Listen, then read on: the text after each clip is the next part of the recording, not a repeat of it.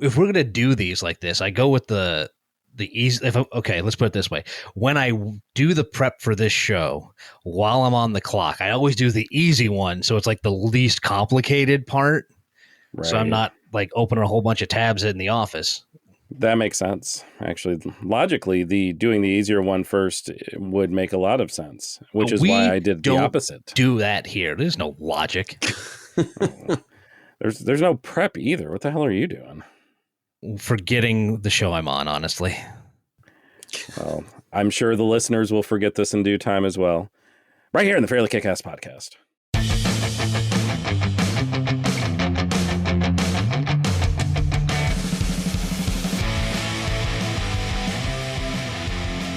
Hell, I've already forgotten. I just said the words a few seconds ago. What are we doing? I think this is about stocks or something. Sell. Yes. All of you sell everything. Sell your portfolios, your couches, video games. No, you're doing it wrong. I was going to do a Jim Cramer impersonation, start screaming, but then I realized I have no idea what he sounds like. So instead, I'll just recommend that everybody diversify your stocks and bonds and shit. That was actually scarily good advice. I feel uncomfortable. I mean, I would have to have a portfolio to diversify. That's fair. It's fair. Literally buying anything would diversify it. I guess technically putting anything into an empty box diversifies that box, so to speak. Yep. That is true. What are we doing here? Not general and specific. Not what I thought we were going to. General specific, sir. He's an asshole, sir. We are three assholes, by the way. If you haven't noticed, you certainly have picked up on that already. Myself, Zach, those two knuckleheads, Jay and Dan. We are your hosts for this evening's episode of the Fairly KickAss Pod, or whatever time of day. I don't know why I say evening. It's evening for us, but maybe it's 8 a.m. for you. Maybe you've got your bowl of Wheaties in front of you and you're ready to start the day off right. In which case, why the hell are you listening to this podcast? I like to think of us as a breakfast podcast. That sounds right. Are we adding that to the list of taglines? Oh, okay. I'm not sure how, but a breakfast podcast. A part of your balanced breakfast. Come back to me. I'm going to workshop this. Okay, yeah. We're going to circle back to Dan in a second while we talk about what we're doing here today. That is one of our famous top 5 episodes. We are diving into the world of concept albums. You may have heard of them as theme albums, essentially an album that tells a consistent story, a number of consistent stories. There is a lot of wiggle room and gray area there, which we will certainly discuss as we get more into the topic. But one of those types of deals that it when you hear it. That's probably the best way that I can describe it. I was going to ask a question, but in thinking about it more, I think it's a question that's going to come up as we discuss our topic. So I don't really think it needs a lot of preamble this time around. I would say too, though, the topic, like the idea of a concept album is not apparently as ubiquitous as I would have thought, in that as I was, pitching some ideas off of my significant other downstairs, the response was, don't most albums have a theme of some kind? Like, isn't that just like all R&B is love songs? Like, so I had to explain what our conversation is going to be about, but she wasn't wrong. Yeah, it is an interesting case of what, and I know with these lists, we don't give ourselves parameters. We don't give ourselves, guide rails most of the time. We usually just have a theme or a topic or a something and a blurb, and we just go for it. So it's always interesting to get someone else's point of view outside of just the three of us to hear, like, not just did we hit the mark with our selections, which we'll get into in a minute, but did we even hit the mark with the assignment as a whole? And I think that's always a fun question to get a range of different answers to. I'm looking forward to it. I always ask myself in the middle of this most of the time, am I actually completing the assignment that I was handed? It's about 50-50. Yeah, same. Yeah. I guess that's what makes it fun, right? We a lot of times the three of us have 3 different assignments that we turn in. And it's three different interpretations of what we're discussing. It'd be boring if we all said the same shit in the same way every single episode. With that said, if you wanted to jump into your number 5, then go for it. Sure, I can do that. I'm going to start this list with a complete retelling, start to finish, of Moby Dick.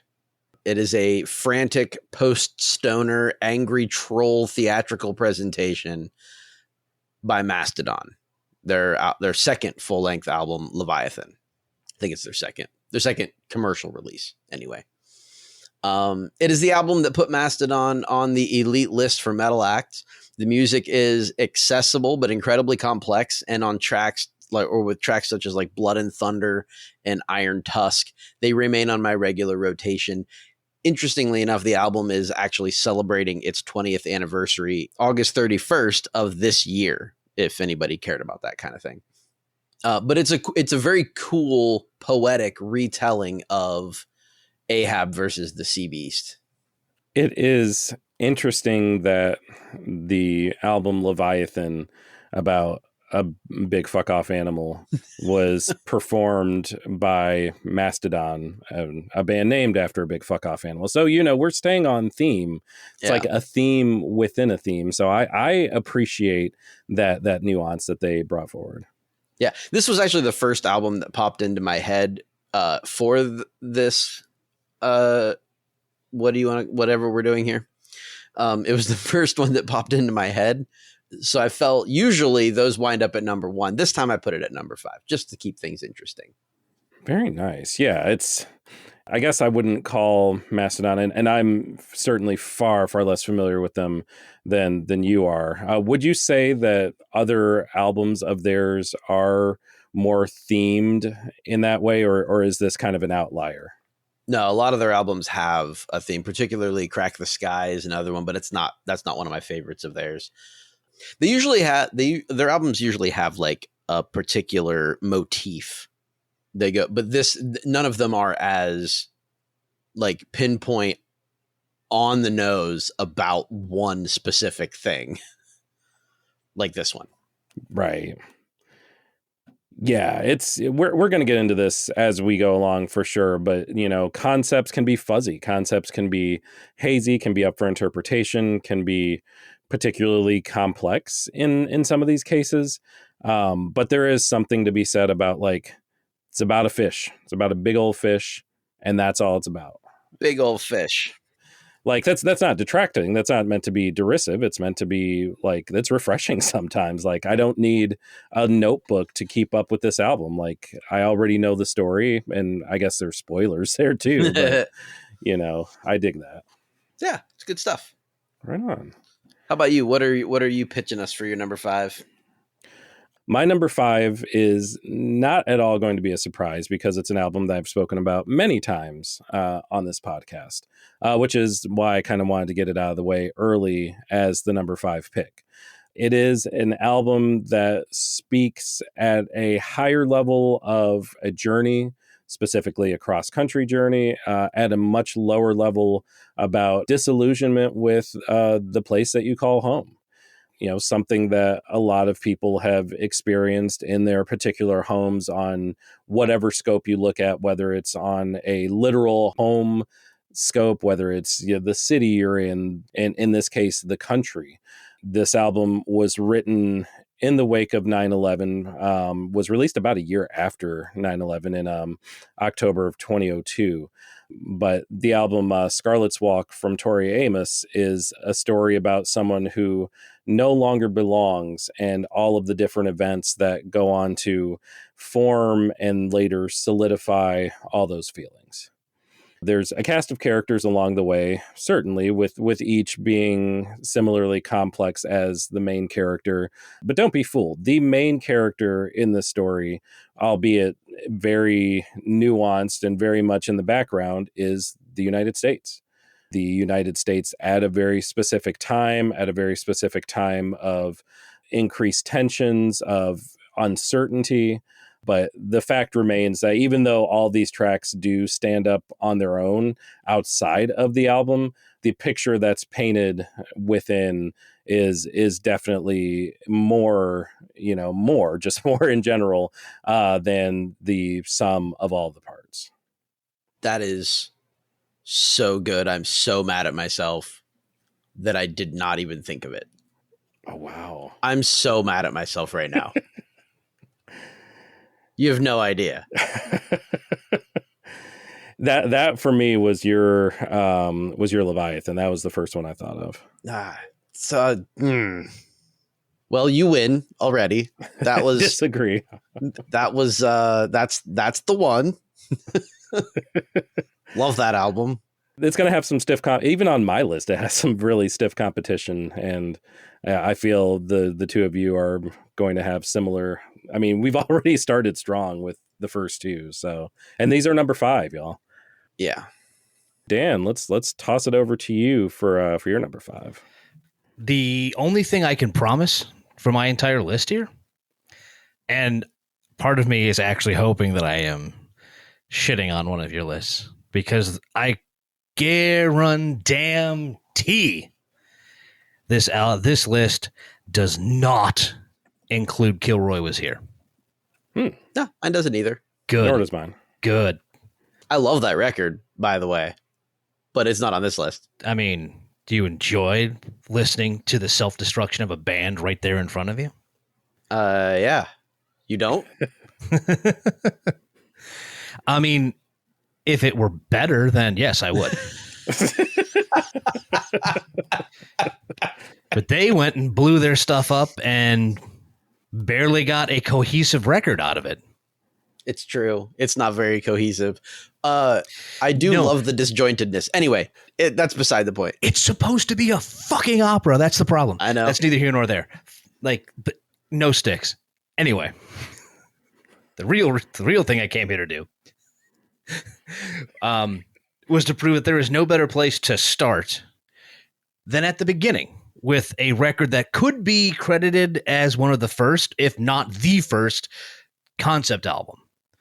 From a time when most pop artists would just crank out albums full of singles, one of the biggest artists in the world was at a tipping point, both professionally and personally, and he poured his pain out onto vinyl to produce an absolutely heart-wrenching work of late-night musings on the lowest point at the end of a relationship.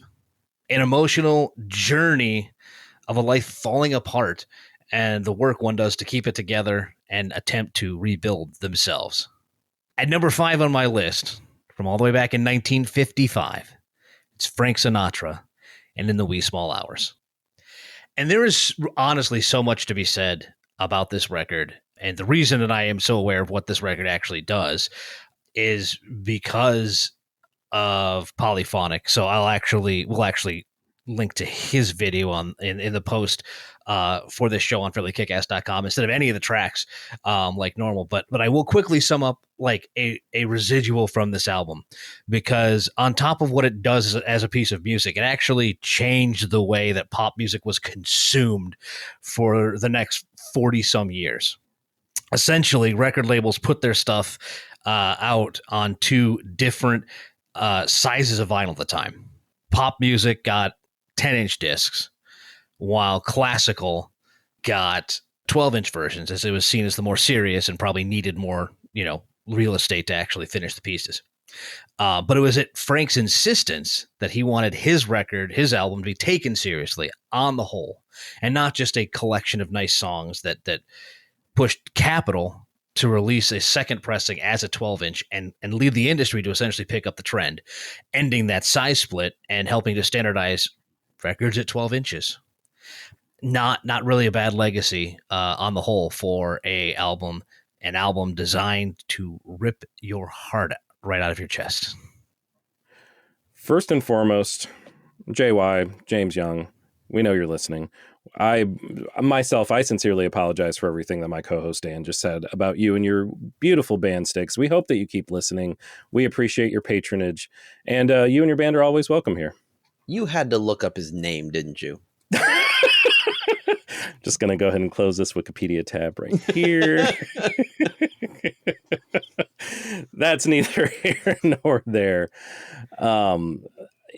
obviously this is a seminal album in a number of different ways, but I think, you did such a good job, Dan, with kind of going through some of the more logistical sides of the album, of the release itself. And one thing that jumped out at me was the theme and the concept. This wasn't loose in any sense of the word. This was very meticulously done.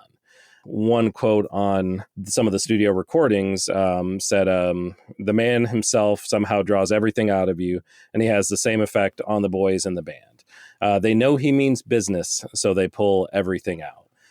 That's the kind of vibe, that's the kind of gravitas that Frankie had. And that was a large part of the reason that, something like this was able to exist in its glory in the first place.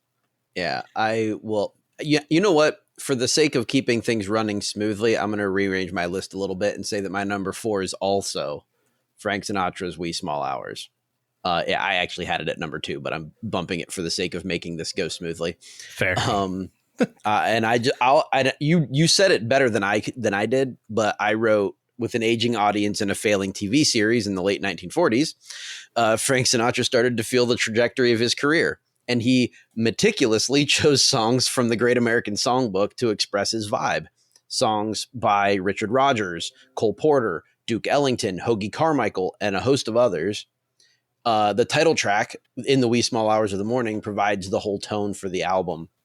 It's a reflective barroom storyteller, and you can practically see Old Blue Eyes in his hat and a slightly rumpled suit with like a denobly billowing regrets and hopes from his mouth.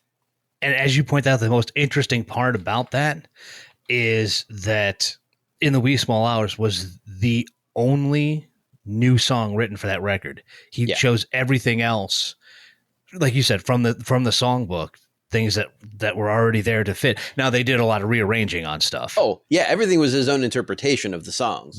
But the songs came from classics. It was classics, standards, if you will. Again, it's just one of those interesting pieces when you have a concept and are able to take. We'll talk about this a little bit more later.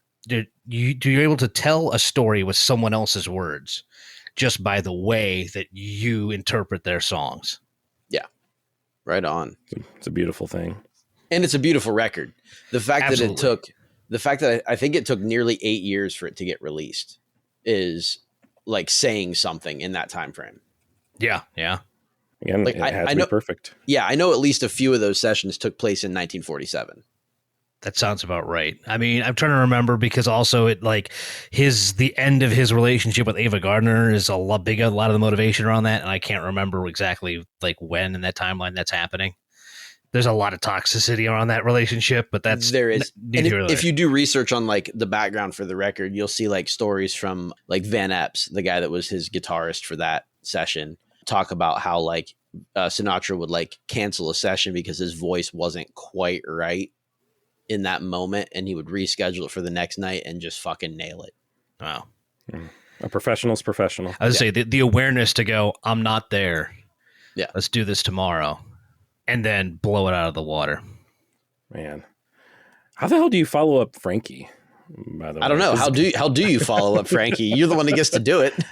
Yeah, I have absolutely drawn the short straw here, but I'm going to give it my all with my number 4, which is not quite as exacting as In the Wee Small Hours. Not quite as a lot of things, but damn it, it's entertaining because sometimes you lose $1,000 and you write an album about it. I wish I had more than that as far as the kind of general thesis of my number 4 album. But really, the album A Grand Don't Come for Free by the Streets is about losing $1,000 and a few other things along the way as well. Yeah. The thing that draws me to this album is that we have kind of a balance of different things, balance of different events, different incidents, and a balance of the stakes of those incidences. This isn't completely a super serious album, which I appreciate. There are some serious parts of it, but there are also some silly parts and some goofy parts, and there's a lot of levity. On the lower stakes side, the Streets or Mike Skinner talks about blowing a tea appointment with his mom, talks about some failed flirting engagements, and roaching a comical amount of spliffs during this album, like probably dozens. On the higher stakes side, we have heavier topics such as, intense heartbreak, a really wild drug trip, which oddly had nothing to do with the Roach spliffs, and the dichotomy of self between the angry, misanthropic side and the side that wants to take responsibility and make changes and improvements. Also losing $1,000. That's pretty high stakes as well. He did find it at the end. Spoiler alert. But Mike Skinner as an artist, and not just in A Grand Don't Come for Free, he has a very distinct, very unique way of telling a story. It's something that is prevalent even outside of his theme work, even outside of concept albums. Just his style is very well suited to conversationalism, very well suited to, we're sitting down having a drink and you're talking about this thing that happened. Like, that's the vibe, only it's just way better than most other conversationalists can hope to be. And it's basically a whole album of him sitting down and telling you a story of what happened in his last day or two. So yeah, it's a very cool, very well narrated album. Agreed. Not my favorite of Skinner's records, but it's easily the most cohesive concept from start to finish in a record. Easily. It is, and I also think it's some of his strongest storytelling in general. Like, this was the record that introduced me to him. Like, and of course to go forward, but I like the two songs that you intimated that you brought up, Fit But You Know It on one end, which is just ridiculous, but you're there. Like, you were standing in the chippy watching this happen and hearing the conversations go on as this goes around. Just as it seems like you immediately can turn around and look, through the front window and see dry your eyes happen. And then immediately also tear up because it is a heartbreaking description of the end of a breakup. It is a heartbreaking description of that first step of the first process in ending a relationship, and then trying to deal with you not being the one to end it, and the desperation. And man, it just hits right in the feels. Yeah, that's a great point, that those two songs can exist on the same album, and for it to still make sense for them to exist on the same album is really cool. Yeah. So we did my number 4, and Jay, I guess we did your number 4 with In the Wee Small Hours. So that brings us back then to Dan for his number 4. All right. I think it's pretty clear with what we're doing with everything that we've talked about so far. The best use of a concept album is clearly to lay out and tell a story. Beginning, middle, end. And there have been a number of records to do that. The Who's Tommy. I can't think of any others right now. But those were a good place for me to start when building my list. And I figured, why not go with one that was turned into an actual, real, honest-to-God Broadway musical. Green Day's post 9/11 opus, American Idiot. And just like the Streets record you just talked about, there's so much at work in this one. It's there's definitely the criticism of Bush era and post 9/11 politics, but it's filtered through a story about a character called Jesus of Suburbia, sure, a little pretentious, but continuing his disillusion with an eventual flight from those said suburbs, and rise and fall in the big city, and development of an alter ego, and drugs, and the eventual return home after some level of acceptance of the hell of the modern capitalist world. They pack a lot into 13 tracks and anchor it by the bombastically climactic 9-minute homecoming. There's also a part of me that wants to downplay some of this because, they did technically pimp the hell out of this record. Besides some huge hit singles and a musical and a documentary, and I'm sure there was a book, and et cetera, et cetera, et cetera. And I wait for the podcast series to retell the story. But this kind of sort of comes with the territory.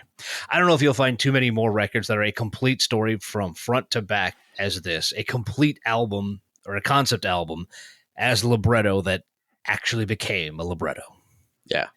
I ain't mad at that choice. That's on my honorable mentions list. I am wondering, have either of y'all seen the musical? No. Okay. Bits and pieces. Because I'm not like a rhetorical at all. I'm No, genuinely curious. I am curious to see how that the whole thing actually worked out as a show. Like, it's there. Like, there's the narrative there. It's just, what it would actually look like fleshed out into a fully realized story. Yeah. A great pick. Awesome album. I'm sure the musical was similarly as awesome as well. I just for Google Radio, the completionist there, they used American Idiot and tracks from 21st Century Breakdown and Nimrod. That one makes no sense to me. I mean, that's not true. It does. It's the curtain call. Yeah. Because the curtain call was Good Riddance. Mm-hmm. That makes perfect sense. Yeah. You kind of have to throw that song in there. Yeah, kind of. Yeah. You know what else you have to throw in there? Someone's number 3? 3. No. Yeah. Yeah. 3. Yes. Yeah. Number 3 now. Spot on. Okay. Well, I'm going to go a slightly different route for my number 3 and say that the idea of telling a story with like a beginning, middle, and end is not always essential to a concept album. And that is because of my number 3 record here. The future is something that's very scary, but must be embraced nonetheless. Radiohead's OK Computer follows that theme very closely, even if the lyrics are so abstract at times that it does not feel like a concept album. Every track engages in some way with technology, futuristic ideals, aliens, the fears and hope that come along with those things. The music itself is a stark departure from like the introspection and, guitar driven things in their previous records, relying heavily on processing and studio tricks, despite being mostly recorded live. I find that stands as a pretty solid example of that analog digital battle that was going on in 1997 when this was being recorded, and this fight for the future of the music industry. When every aspect of the album has been painstakingly oriented around that concept, and the output is one of the most celebrated and magnificent records ever recorded, how could I not put it on this list? I will tell you that everything you said is the reason that I did not put that on my list. You're going to have to explain that. Verbatim, because I could not in my head justify this, and I tried. I valiantly tried. I couldn't justify it as a concept album. I felt like it would be one that I would be trying to pull the wool over both of your eyes. Like, no, wait, no, it is. Let me tell you why. And you were able to tell exactly why in a way that made much more sense than I possibly could have. So yeah, great argument, great discussion. I am 1,000% on board. Cool. It doesn't hurt that a lot of the title and even some song titles came from the radio series for Hitchhiker's Guide to the Galaxy. I did not realize that. That's awesome. OK Computer is a line as spoken by Zaphod Beeblebrox, and the whole idea of paranoid android, like that all came from that radio production. Yeah, like you said, a magnificent album, theme or not. It's just, I feel like Radiohead fandom, at least the folks that I've talked to, seem fiercely sure of the best album in Radiohead's discography and are willing to go to the hilt to discuss it. I'm certainly not that super fan, but OK Computer is it certainly ends up on a lot of those lists. Yeah, honestly, to me, that 3-album run is about the only part of their career that truly makes that argument possible. And that, like, The Bends followed by OK Computer followed by Kid A. Like, that 3-album run it's just stellar. I don't know which one of those 3, but as long as you used one of those 3, my favorite album is Amnesiac, so I'm out of this conversation entirely. I wish I had something as cool for my number 3. What did you put at your number 3? Well, I shouldn't say as cool. That's kind of, it's cool in a different way. We just talked about it with American Idiot, and I feel like a pretty solid rule of thumb that I admittedly just made up and has no authenticity outside of my brain. But the rule states the following, that if your concept album is adapted into a hit musical, then it is a good concept album. There are cases where that's wrong, and I don't care because it's my rule and I apply it how I want to. By that measure, the album Illinois by Sufjan Stevens is a good concept album. It's less about chronology of this is the series of events that happened at a slice of time. And it's more about those specific events and more so how those events paint the picture of a place or a number of places. Illinois, as you guessed, is certainly the central motif, but the metaphorical Illinois, not the literal places, even though there are many of them that are referenced and in some cases kind of built up in a sort of Simpsons monorail bit like Secor and Caledonia and Peoria. I know that a lot of people have heard of that last one, but it's just fun to say Peoria, so I'm going to say it.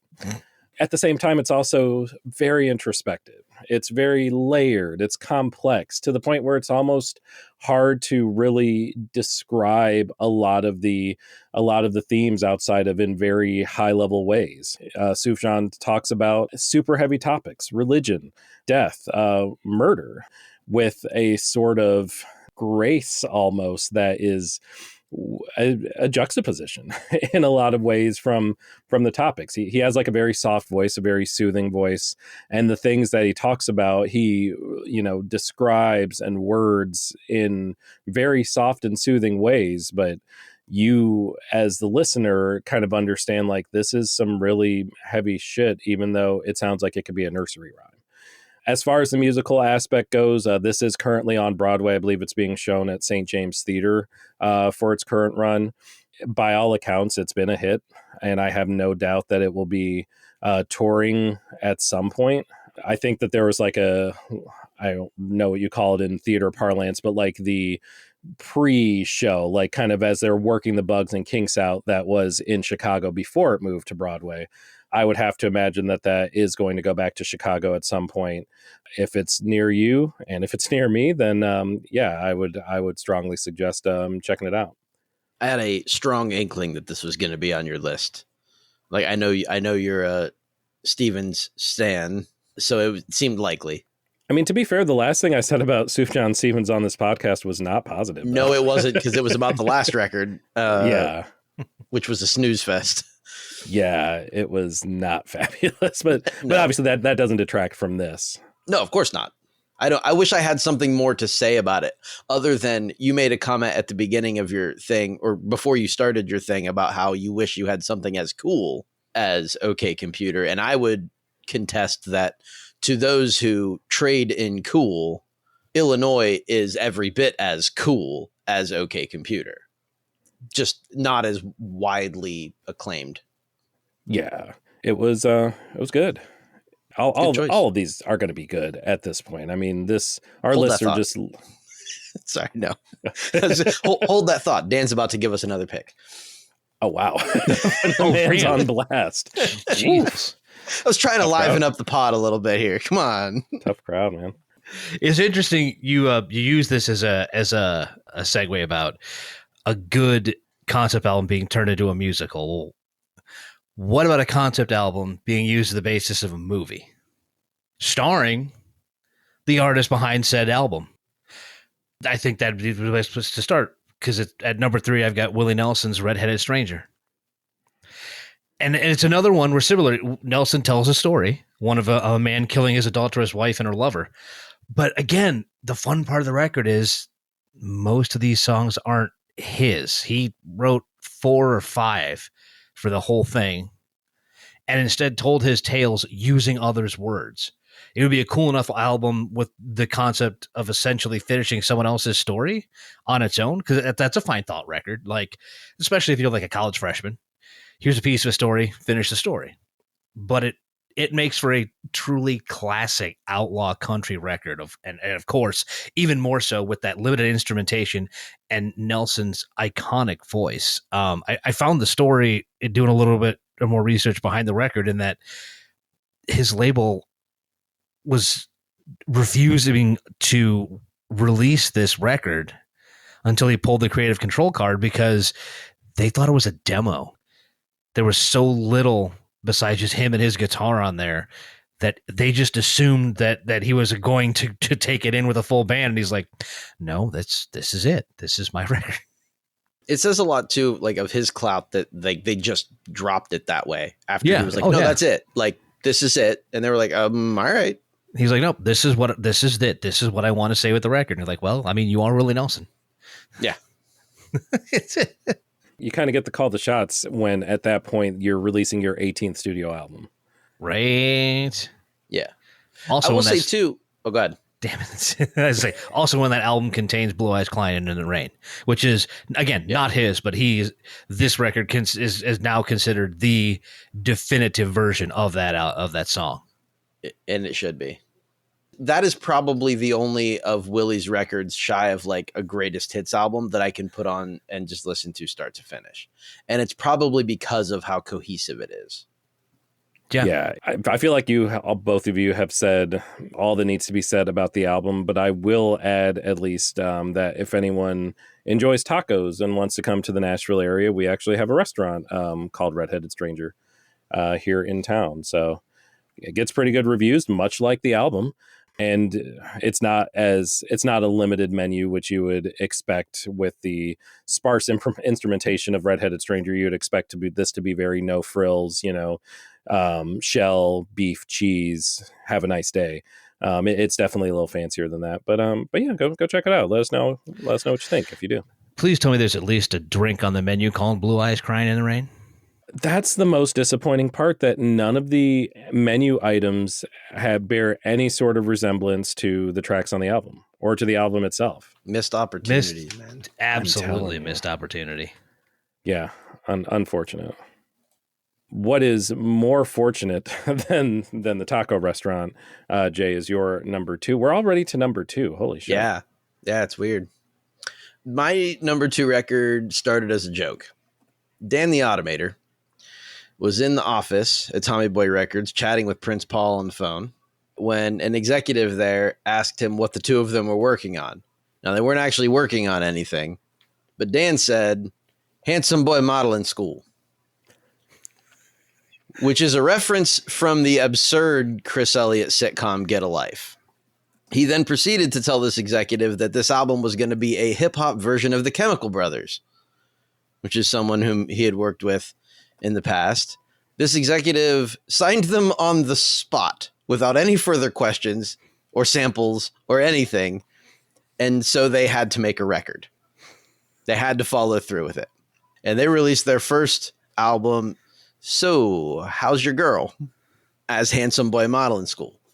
In keeping with the theme from that show and an episode from that show, the album was about attempting a character, in this case, 2 characters attempting to become male models. And it satirizes the consumerism and materialism and egocentricity that go along with that world.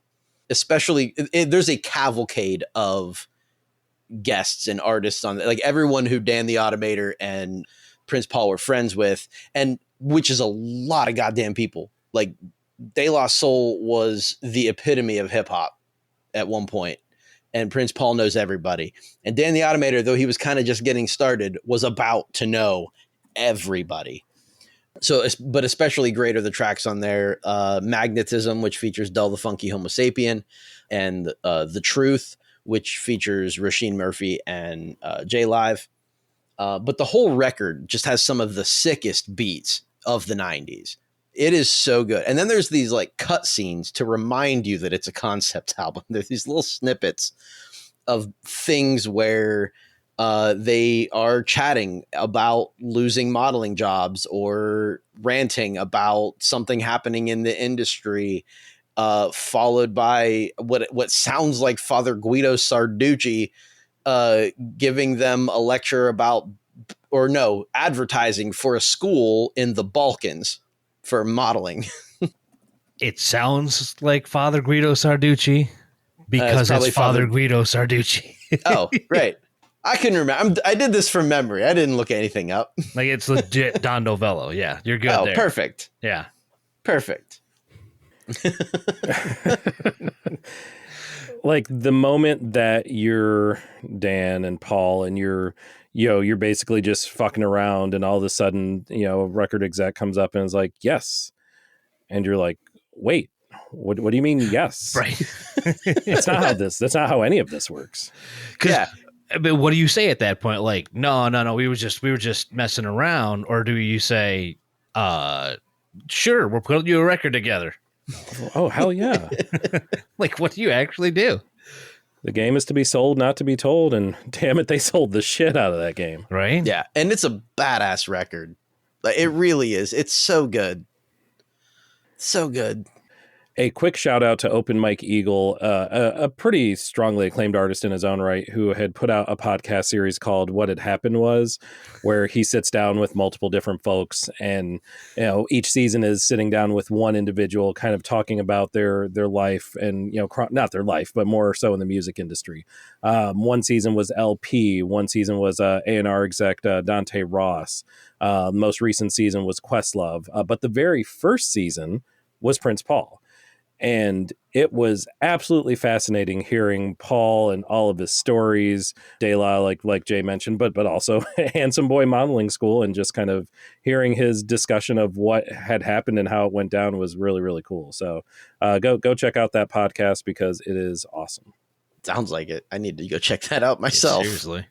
But yeah, awesome podcast, awesome album. Sometimes Thanks. you make it work, and sometimes it works really well. Yeah, those two just made music, or they made music together, yes, but they made magic together is what I was trying to say. It's magic music. Magic music. This magic. Should I just go? I feel You like should. Please go. do. Yeah, I think so. And I mean like go as in leave, not like but before I do that, I will go ahead and let my number 2 breathe a little bit here. So it's two concept albums, truthfully, 2 small concept albums as opposed to one large concept album, because we're talking about the reimagining of 2 different stories, one being a well-known Japanese folktale with tracks about said folktale bookending the middle part of the album, which is the reimagining of a Shakespearean play, being The Tempest. How anyone in their right mind would have thought to put those 2 things together on the same album at the same time is utterly fascinating. But then again, Colin Malloy isn't anyone by any stretch. He is a mad scientist in the ways of music and music orchestration and putting together songs and albums, and all of that is at play and very much evident in The Crane Wife, the 4th album from Portland's own The Decemberists. The band covers both of those topics, both of those stories, and makes the story sound complete. Let's say it like that. If you didn't know the stories that were at play, you would think that this was just one long story. And I feel like that was kind of the intent, because through the album, there is a lot of commonality between the 2, through the telling, through the songs, through the lyrics. There is a lot of overlap. It flows. It just somehow works really, really well. You could make a case to pull each piece out and listen to the Japanese folktale side, which is considered the Crane Wife part of the album, and then double back uninterrupted to the other part, which is dubbed The Island. But I feel like it's meant to be listened to as it is. The first 2 tracks covering the Crane Wife, and then going into The Island, finishing up the Crane Wife before a song in the round. Who doesn't love a song in the round to kind of wrap things up? If you've heard a Decemberists album sonically, you know what you're getting. It's sea shanties. It's very much that style, but the very best caliber of that. The band really gets into it. They really get some groove in tracks. They have some softer tracks. Arguably the softest track on the album is about a band of murderers. So that's fun. Suffice it to say that this is 2 fabulous theme albums, all smished into one. Right on. I don't know that I could have told you that it was a concept album. I feel like that's a lame response to that. But as you pointed out, like when you listen to a Decemberist record, you know roughly what you're going to hear. And I think because of that, I didn't even put the story together. I think I'm with you on that one, mostly because the two songs that you had referenced there that stick out don't sound like they have any connection to it. I mean, because when the war came, it's about Leningrad. Yep. And then the Shankill Butchers it's about the Shankill Butchers. Like that's not there's I mean the Tempest and the Troubles don't really seem to connect together very well. Yeah, the reimagining is maybe in a loose sense. It's a modernization, maybe is a better way to put it than reimagining, at least of the island part. The Crane Wife is pretty much, to the letter. Yeah. Dan, is your number 2 going to be to the letter, to any letter? You know what? Yes. I'm glad that you set me up without even realizing you were going to set me up. Because, I mean, why not pick up one of the greatest records ever made for a list like this? My number 2 record basically came along when the artist said that he wanted to make an album that was a snapshot of the social and political upheaval of the country that was going through at the moment. And the label went, and Marvin Gaye said, "What's going on?" It almost feels like a cop-out listening to the picks that you guys have made, and then I'm looking at it and going, well, let me just go ahead and get something that's nominally considered one of the best ever to put to vinyl. But I mean, it checks out. On his all-time great here, Gaye weaves through lush song after lush song, set through the eyes of a Vietnam veteran coming back to the States and trying to figure out what the hell he was seeing.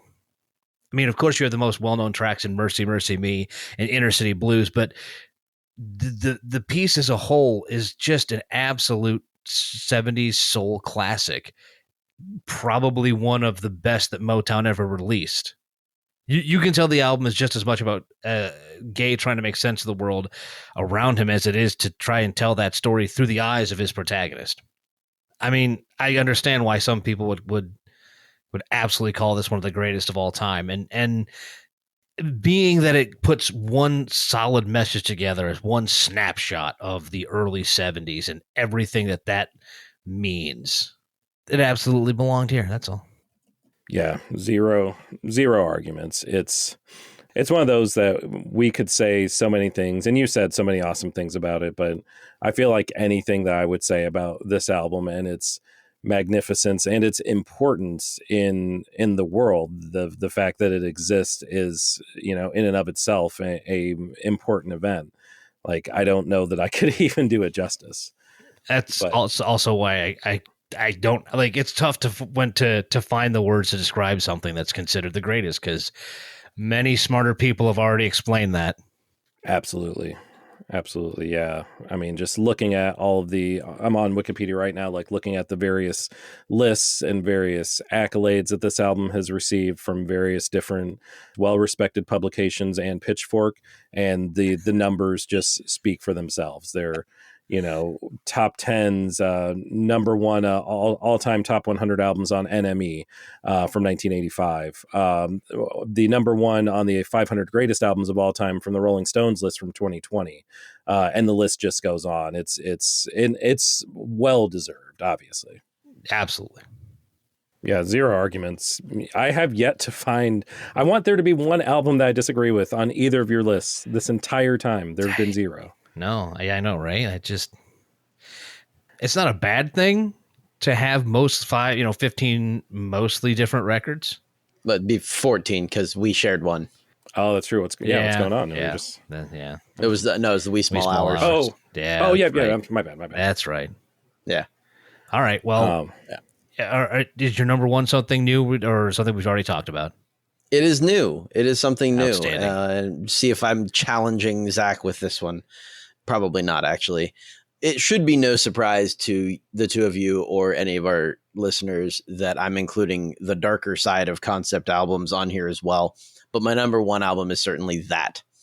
The Downward Spiral by Nine Inch Nails follows the self-destruction of a man from the beginning stages of his descent into addiction to, well, everything, to his inevitable unaliving, culminating in the now iconic Hurt, lamenting all of it. If you're listening to individual songs at a time, it doesn't necessarily feel like a concept album because of the penchant for mid-90s industrial rock to be about those things. We're talking about drugs, and we're talking about sex, and we're talking about addiction and pain and all of that. So if you're taking it a song at a time, it might not feel like a concept album. However, there are through lines throughout the whole thing that pinpoint that this is somebody who is losing their mind. And like the lyric "Nothing Can Stop Me Now" shows up in at least 3 songs. We're all familiar with that beautifully painful piano part that ends Closer, but that shows up in a few other songs, including the first 2 minutes of the title track, Downward Spiral, wherein the character unalives himself. There are instrumental parts to this album that depict sweeping dramatic scenes that the lyrics would only serve to hurt, not the song Hurt, but to, never mind.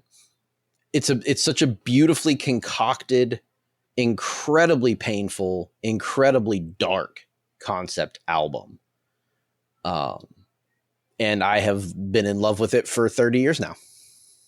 Yeah, it's a at least a high level topic that we've discussed many times, that there's so much beauty in the dark and the painful and the hurt, both literally and figuratively, as you mentioned. This is such a good example of that. This is a beautiful album. Yeah. Inside and out. And it's I mean, it's not happy. You know, you're not going to come away from it doing a jig, but that doesn't at all take away from its beauty. No, it's incredibly jarring at times. Particularly, I think, my favorite track on the record is either Pig or Reptile, and both of those songs are Reptile probably more so, is just a jarring tune. But Trent's voice throughout the whole thing is very it's not pure. He's not showing you what he can do with his voice. He is emitting the pain that this character is feeling. All of it. It's all coming out in his voice. Interestingly enough, there apparently was a Nine Inch Nails iPhone app, or at least a proposal for one. I know. I was just reading up on it that due to objectionable content in the title track, at least according to Wikipedia, Apple had rejected a proposal for a Nine Inch Nails iPhone software app.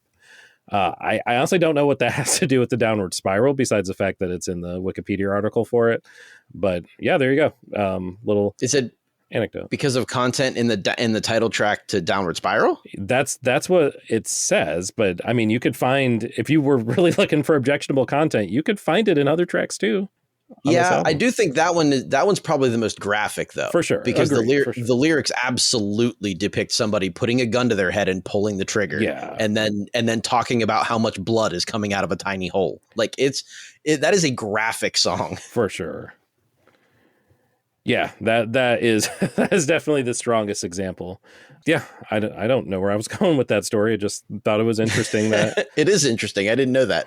The decision was apparently reversed a few days later without any additional discussion. So to put some closure on that story that none of you cared about, there you go. Yeah, the album was good too. That's fine. Well, okay. What caps your list? Oh, I will.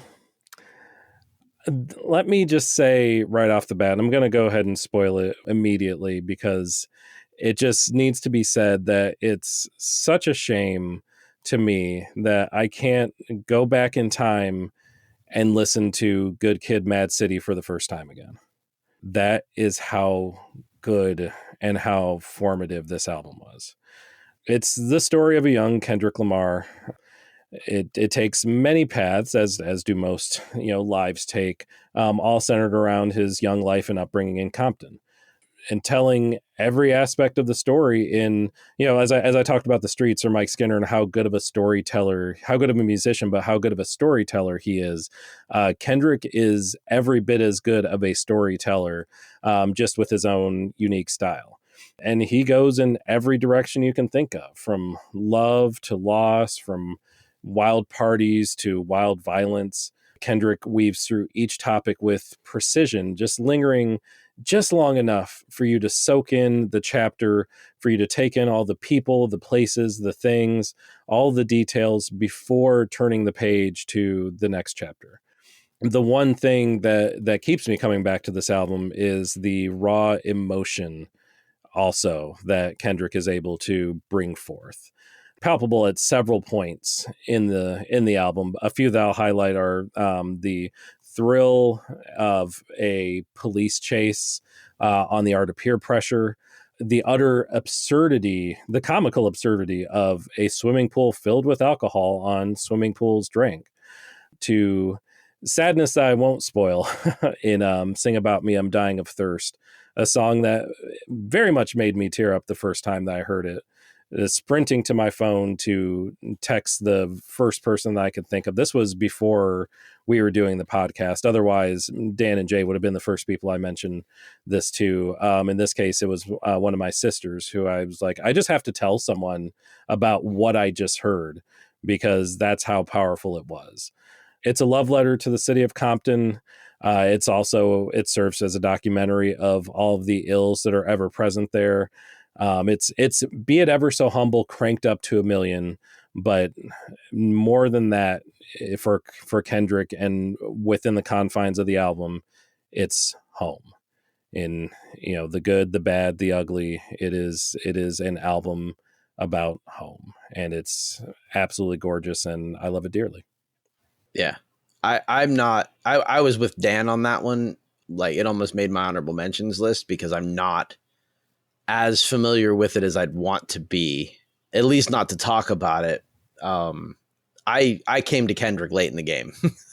Yeah. So yeah. I wasn't there for that one. Yeah. And that's, I mean, there are so many, more loosely themed albums that he's released since then that are similarly just masterpieces, right? Like this isn't, I don't even think this is his best album, to be totally honest. I think it's his best concept album, but I think, he has better albums, full stop. But that's not taking anything away from Good Kid, Mad City. It's more just putting on an artist that's, one of the best, if not the best, hip hop artists of our generation. Well, once we compile all of the diss tracks onto a single album, that can be the next concept record. I mean, he's got 5 so far. I know. Yeah, I could get a 7-inch out of that. Totally. You could totally make this an EP. I'd pre-order it. Y'all would pre-order it. I would. There's absolutely. 3 sales right there. I don't have and I don't have an actual turntable, but I'd order it on vinyl. Oh, hell yeah. Put that shit on the wall.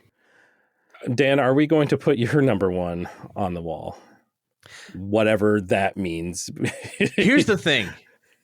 In a way, we almost did. Oh. We're going to trade taking number 1s off of each other's honorable mentions list. Cool. Because I took some flack from some ass kickers for advocating for I'm Not Okay, I Promise when we did our recent Emo Songs Rush episode. And I guess I suppose I can use this to right this wrong to a certain extent with more than just the title track, as it's by Top Record. It's My Chemical Romance's magnum opus, The Black Parade.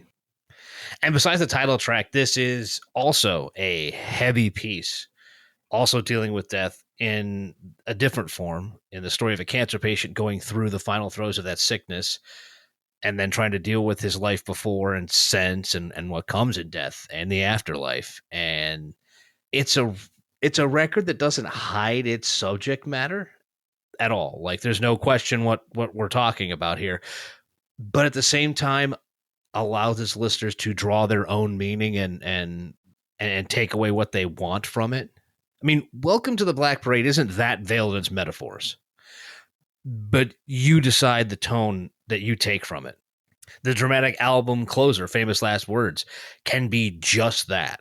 The final message to the world from a character that has its flaws, but ultimately had its journey through this life cut far too short. Or it's a defiant statement from a person on the brink, someone standing on death's door, but deciding that this is not meant to be their end. And instead of accepting that, they were going to come back and fight, being not afraid to keep on living. Yes, I know that that's literally the lyric of the song. My point is that can be taken in more than one way. They leave that open. So you tell a story, and I guess it's a rare piece of any sort of narrative that can tell a story while leaving that story wide open enough for those consuming it to put themselves there or to take themselves from it, if that makes any sense whatsoever. Makes enough sense. For sure it does. Either way, that compiles some of the many traits that make this a great piece of art, let alone a great piece of music, and why I name it my best concept album. Yeah, that touches on such a great point about the both the ambiguity and the very less ambiguous parts. Like, you get both here. Like you said, there's no doubt about what's going on. There's no doubt about what's happening, how it's happening, the timeline in which it's happening. But the ending is very open-ended. And I think that was a really cool and really beautiful way to end the album. I don't have much to comment on this one. I feel like I said my piece on My Chemical Romance in that Mount Rushmore that we did a while back. But I mean, it's a great choice. It's not my bag. Yeah, it definitely isn't for everyone, but I think the folks that love MCR and love the Black Parade, like, love the Black Parade. Yeah. And I mean, it's also interesting when a piece can also cause a band to form an alter ego and literally perform as the other band for most of a tour. Yeah. Yeah, it's awesome. They went all Ziggy Stardust on their own asses. Yeah, a concept album that did not end up on any of our lists, oddly enough. Huh. I know. Yeah, I'm kind of actually. I thought of that one when I think, Dan, you mentioned the idea of the movie. Yeah, and I thought that's where you were headed. Oh, right. You know, it's interesting because it's also one of those, like, for the 20 years after, I think everybody who had the idea of doing a concept album probably drew some form of inspiration from Ziggy Stardust. Yeah. Oh, of course. It's hard not to. Right. Yeah, that just dawned on me. I don't know how I missed that, or how all of us didn't have that. You know what else we also didn't have there, speaking about records that became musicals or were built to be musicals? The Wall. The Wall. Mm-hmm. Yep. I just hit me too. Like, nobody said anything about The Wall, or honestly, or Dark Side of the Moon. Either one would have worked, but The Wall was literally produced and then toured as a stage musical. Right. Or Tommy. Yeah. Yeah. Yeah. I mean, no, Tommy, not Quadrophenia, but definitely Quadrophenia Tommy. was better. Yeah. No argument. Well, one argument, apparently. I'm also like, as far as the Pink Floyd goes, like, living in Northwest Ohio, I've had my fill. I think so too. Of Pink Floyd. We're an odd classic rock market. Like, literally, you put on a classic rock station, you're getting one of 4 artists, and 2 of them are Pink Floyd. Yes, and yeah, and I know the 2 stations that we'd be listening to as well. You know what? It's also interesting that you mention the Who, because you could absolutely make a case that Who's Next actually is a part concept album, because it contained pieces of an unrealized project for Pete Townsend, and kind of the way that album started was supposed to also be a musical, and it fell apart. So they just, like, picked up the pieces of some of the songs and filled out most of the back end of that record with it. I think it was called Lifehouse.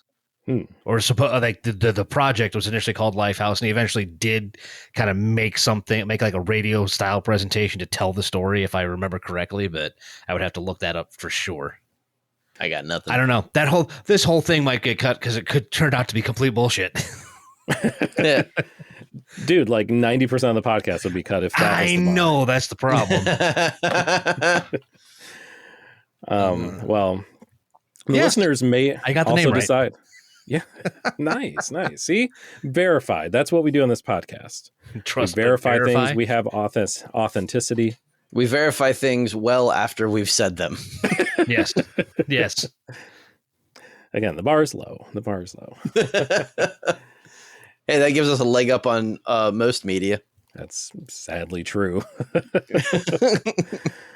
But, authentic or not, we are always wanting to figure out what y'all think, what y'all, not y'all as in Dan and Jay, but y'all as in the greater y'all, the royal y'all, the listeners. Y'all. You got to it before I could. The episodes that we put out, there's certainly our take on situations or on the lists that we do on the topics that we cover. But it's not just, what I'm trying to say is it's not just a thing that we say. It's not just talking points at the end of the episode. Like we care. We want to know what y'all think. So, don't be shy. Hit us up. We are still on all the social medias. I apologize for sounding like a broken record because this is the end of every episode. You could probably recite it just as well as I could. At Fairly KickAss on Twitter, at Fairly KickAss on Instagram, at Fairly KickAss on Threads, at Fairly KickAss on TikTok, fairlykickass.com for all of your podcast website needs. I've made it sound like we write podcast websites. We absolutely do not, but we would learn how to for enough money. I'm just saying. But we have our own podcast website where we will produce ride-along playlists that end up on Spotify for each of these episodes. Gives you kind of a way to be right there in the musical trenches with us. And then fairlykickass@gmail.com for any correspondence that you prefer via the email route. Woo. Any parting words for the people, boys, before we get the heck out of here? I'm really just hoping that our listeners are of an age enough for this episode that like albums as a whole still register. Regardless of whether they're concept albums or otherwise, but like listening to a whole album feels alien at the moment. And I just aged myself dramatically. Well, I would say the Tortured Poets department is one example where, yes, albums are absolutely still certain albums. We need to do this on a different episode. This is a whole episode. Yeah, let's do that. Yeah. Let's do it. What he's trying to say is get off my lawn.